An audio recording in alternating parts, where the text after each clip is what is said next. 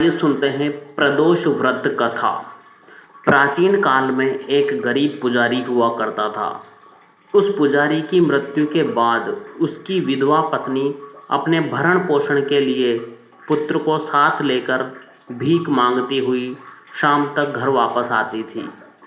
एक दिन उसकी मुलाकात विदर्भ देश के राजकुमार से हुई, जो कि अपने पिता की मृत्यु के बाद दर दर भटकने लगा था। उसकी यह हालत पुजारी की पत्नी से देखी नहीं गई। वह उस राजकुमार को अपने साथ अपने घर ले आई और पुत्र जैसा रखने लगी। एक दिन पुजारी की पत्नी अपने साथ दोनों पुत्रों को शांडिल्य ऋषि के आश्रम ले गई। वहाँ उसने ऋषि से शिव जी के प्रदोष व्रत की कथा एवं विधि सुनी तथा घर जाकर अब वह भी प्रदोष व्रत करने लगी। एक बार दोनों बालक वन में घूम रहे थे। उनमें से पुजारी का बेटा तो घर लौट गया, परंतु राजकुमार वन में ही रह गया। उस राजकुमार ने गंधर्व कन्याओं को क्रीड़ा करते हुए देखा तो उनसे बात करने लगा। उस कन्या का नाम अंशुमति था। उस दिन वह राजकुमार घर देरी से लौटा।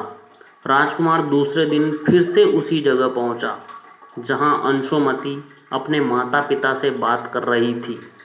तभी अंशुमति के माता पिता ने उस राजकुमार को पहचान लिया तथा उससे कहा कि आप तो विदर्भ नगर के राजकुमार हो ना, आपका नाम धर्मगुप्त है। अंशुमति के माता पिता को वह राजकुमार पसंद आया और उन्होंने कहा कि शिव जी की कृपा से हम अपनी पुत्री का विवाह आपसे करना चाहते हैं। क्या आप इस विवाह के लिए तैयार हैं? राजकुमार ने अपनी स्वीकृति दे दी तो उन दोनों का विवाह संपन्न हुआ। बाद में राजकुमार ने गंधर्व की विशाल सेना के साथ विदर्भ पर हमला किया और घमासान युद्ध कर विजय प्राप्त की तथा पत्नी के साथ राज्य करने लगा। वहाँ उस महल में वह पुजारी की पत्नी और पुत्र को आदर के साथ ले आया तथा साथ रखने लगा। पुजारी की पत्नी तथा पुत्र के सभी दुख व दरिद्रता दूर हो गई और वे सुख से अपना जीवन व्यतीत करने लगे। एक दिन अंशुमति ने राजकुमार से इन सभी बातों के पीछे का कारण और रहस्य पूछा।